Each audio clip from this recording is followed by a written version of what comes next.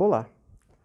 Mais uma vez eu tenho o privilégio de publicar um vídeo aula do mestre Hélio Crapum.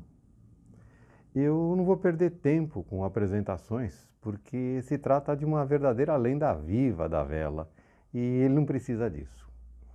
Eu só quero aproveitar a abertura para agradecer ao Hélio publicamente pela maravilhosa aula e dizer da satisfação que eu tenho de desenvolver trabalhos junto com você, Hélio. É isso aí, pessoal. Então, vamos à aula? Oi, pessoal. Que bom rever vocês. Bom, hoje eu saí para colher amoras e para preparar uma conserva de amoras selvagens, que aqui tem muito, é meio que uma praga a amora. E é uma delícia comer iogurte misturado com amoras em conserva. E aí eu estava meditando. Sabe, muitos navegadores, eu acho que todos vocês já ouviram falar na famosa força de Coriolis. A força de Coriolis é aquela força responsável pelas grandes correntes, pelo movimento das massas de ar.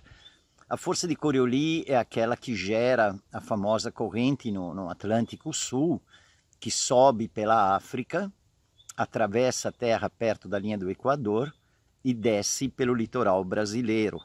O grande e mítico Amir Klink usou essa corrente para ajudá-lo na travessia famosa que ele fez no barco a remo mais de 30 anos atrás e que está muito bem descrita naquele livro dele de 101 dias no mar, né? Aquilo foi um fato, uma coisa histórica, né? Tirar o chapéu.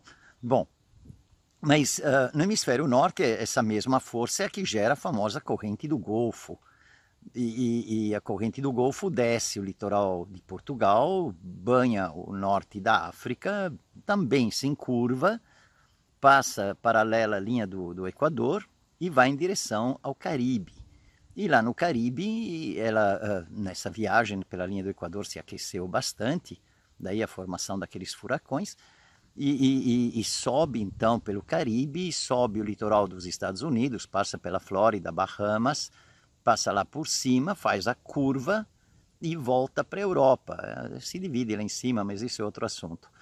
E no Pacífico existem também duas correntes importantes que fazem isso, por isso que o pessoal gosta de, quando atravessa o canal de Panamá, ir até Galápagos e de Galápagos Marquesas, e daí pega a corrente que o leva, não é, até as Marquesas. Uma bela viagem, é longa, são mais de 4.000 milhas. E também existe uma no norte do Pacífico, que vai paralelo ao Equador e sobe e banha o Japão, banha essa região, vai lá para cima, passa pelo Havaí, perto das ilhas Aleutianas, no cinturão de fogo lá para cima, e desce, vai descendo pela Califórnia. Por isso que as águas na Califórnia são muito mais frias do que as águas na Flórida. E tem a corrente, em suma, é Coriolis, tem a corrente no Pacífico Sul, tem a corrente do Índico. Tá, o grande problema é... quem é que faz essas correntes girarem? Porque as massas de ar e as massas de água giram. E aí você vai ouvir qualquer um te dar a resposta. Ah, é por causa de Coriolis, é por causa de Coriolis. Ah, legal. Então existe uma força chamada força de Coriolis? E o cara vai te dizer, sim, tá, se existe uma força, é porque alguém está fazendo essa força, alguém está aplicando essa força. Quem é que faz a força de Coriolis? E você sabe que a toda ação corresponde uma reação. E aí? Aí a coisa começa a complicar. E, no entanto, Coriolis é uma coisa muito simples de ser entendida. E a minha pretensão hoje é conversar sobre a força de Coriolis, como ela surge, por que ela existe e por que ela não existe. Na verdade, ela não existe. É uma força que não existe. E nós vamos ver isso já. Então vamos lá? Estão prontos? Vai, o exercício matinal para depois eu terminar de colher minhas amoras. Primeiro, imagine um disco. Lembra aqueles discos de antigamente, os discos de vinil? Isso, imagina ele branco só para facilitar um pouquinho a coisa. Imagina um disco branco em cima de um prato, de uma vitrola, parado, sem girar. E no meio do disco, onde estaria aquele pino que você usa para os discos, você coloca uma bolinha pequenininha, pequenininha, pequenininha, pequenininha, menor que a ponta da bolinha da ponta da canetinha Bic. É o que a gente chama de ponto material. E imagina que esta bolinha esteja suja de tinta, ok? Muito bem. Agora, eu pego essa bolinha e dou um peteleco, pim, nela.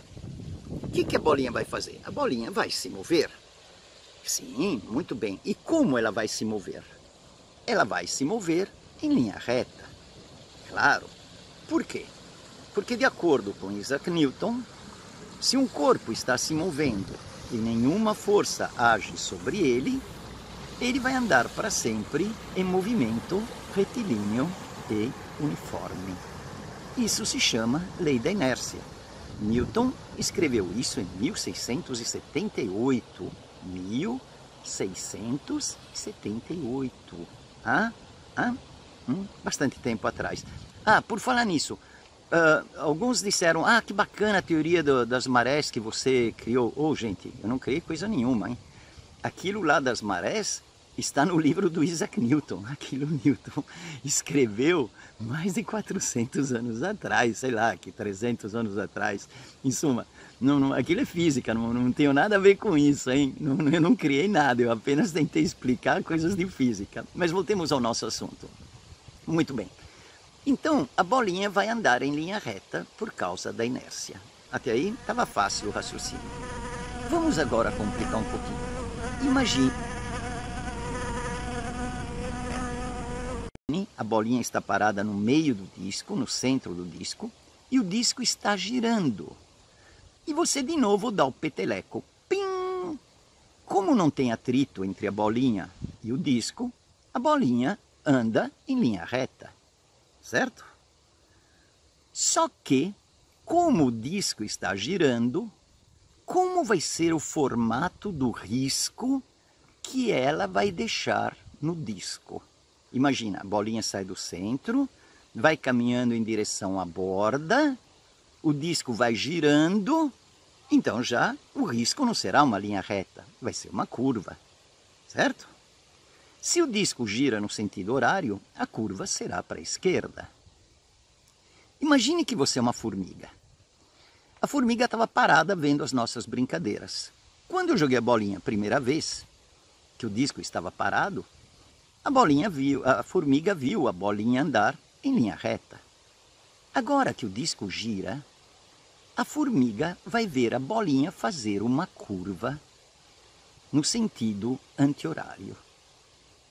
Aí a formiga vai dizer, eu estudei física. Se a bolinha fez uma curva, é porque uma força agiu sobre ela. E essa força é a força de Coriolis. Eu pergunto para você, teve alguma força agindo sobre a bolinha, sim ou não? Não. Mas por que a formiga diz que a bolinha fez a curva e teve uma força? Porque a formiga não está num sistema de referência não acelerado, não inercial. Mas vamos traduzir isso em palavras mais simples. A formiga está presa no disco. Então, para um cara preso no disco, é como se houvesse uma força. Esta força, que não existe, pertence à categoria daquilo que em física se chamam pseudo-forças. A força centrífuga é um outro exemplo de uma força que não existe. Não é? Bom, mas então, vamos lá. Então, essa força faz a bolinha girar de acordo com a visão da formiga. Faz a curva. Se você atirasse a bolinha com maior velocidade, a curva seria menor.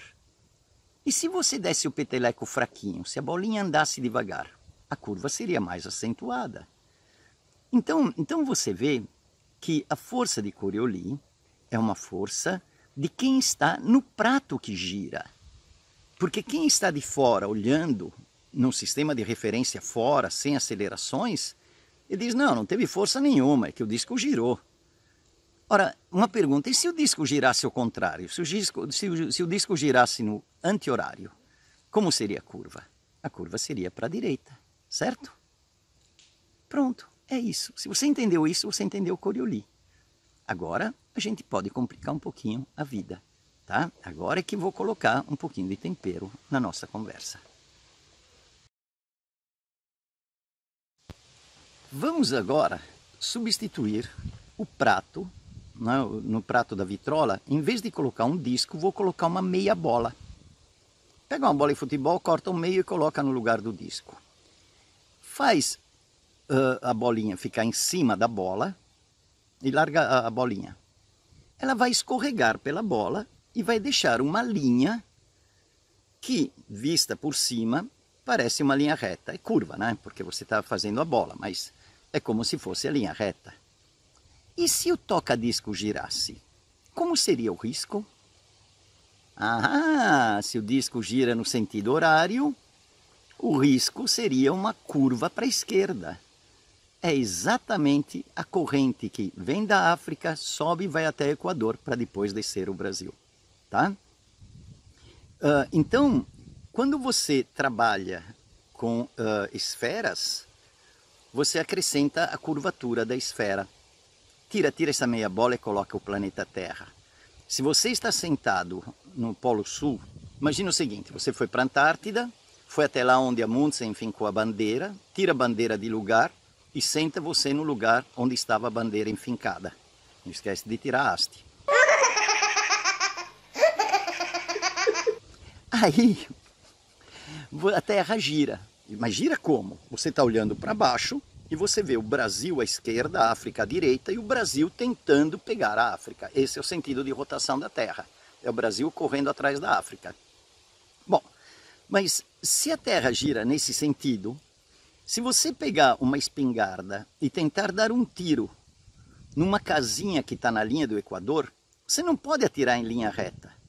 Porque enquanto a bala sai de lá do polo e tenta chegar no Equador, a Terra girou. Então o que você tem que fazer? Você tem que atirar antes da casa estar na tua frente, porque a bala vai fazer uma curva em relação à Terra. É Coriolis. Viu como é fácil? E se você estivesse no Polo Norte? Para que lado você veria a Terra girando?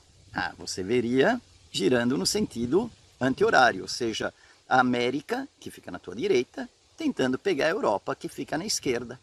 Quando você atira a bala para o Equador, a bala vai para trás, ou seja, vai para a direita. Isso é Coriolis. Viu como é fácil? Então, olha, por favor, não acredite em idiotices tipo a água de uma pia desce rodando por causa de Coriolis num sentido ou no outro. Tá? Para Coriolis existir e ser forte e marcado o suficiente para girar a água, é necessário que a diferença de velocidade linear entre uma margem e a outra, ou entre um ponto e o outro, seja razoavelmente grande. Coriolis é forte perto dos polos, no Equador é praticamente zero. Então não fala mais essa bobagem, ah não, a água da pia desce num sentido no hemisfério norte e outro no hemisfério sul. Mentira, gente, mentira. Põe a equação, vai, você que gosta de matemática, escreve a equação da diferença de velocidade e não esquece que você tem que usar o cosseno, porque os raios são diferentes. Pô, se isso fosse verdade, a privada do meu barco, eu estou na França, a água desce no sentido anti-horário. Será que a privada do meu barco foi feita por alienígenas? Estou começando a ficar com medo de voltar no meu barco. Tá. Olha, para você ter uma ideia, no Amazonas a força de Coriolis não atua no rio Amazonas. No entanto, no rio Nilo, ela atua. Tanto que se você virar as costas para a nascente do rio, a margem esquerda do Nilo corrói mais, gasta mais com a passagem da água, né? Corrói mais do que a margem direita. Isso é Coriolis, tá? Então, pessoal, espero que vocês tenham gostado, espero que vocês tenham entendido o que é Coriolis, porque na próxima vem uma surpresa genial e eu preciso desse conceito de Coriolis bem feito. Então, se você tiver alguma dúvida, alguma coisa, não tenha medo. Me passa e-mail, crapum@gmail.com, ou entra no meu Face, Hélio, olha, eu discordo disso, eu não entendi aquilo e tal outra coisa. Pode fazer a pergunta que você quiser. Se eu souber responder, respondo. Se eu não souber, digo, oba, que legal, vou pesquisar. Tá ok? Mas o importante é não falar bobagem. Se os conceitos estão claros, a vida fica muito mais simples. Aliás, por falar em vida simples, já estarei de volta no Brasil por um mês. e vou rever e abraçar os amigos que eu estou morrendo de saudade. Pode ter os defeitos que você quiser, mas o que deixa um país bonito são as pessoas. E o Brasil é maravilhoso. Tchau, um abraço.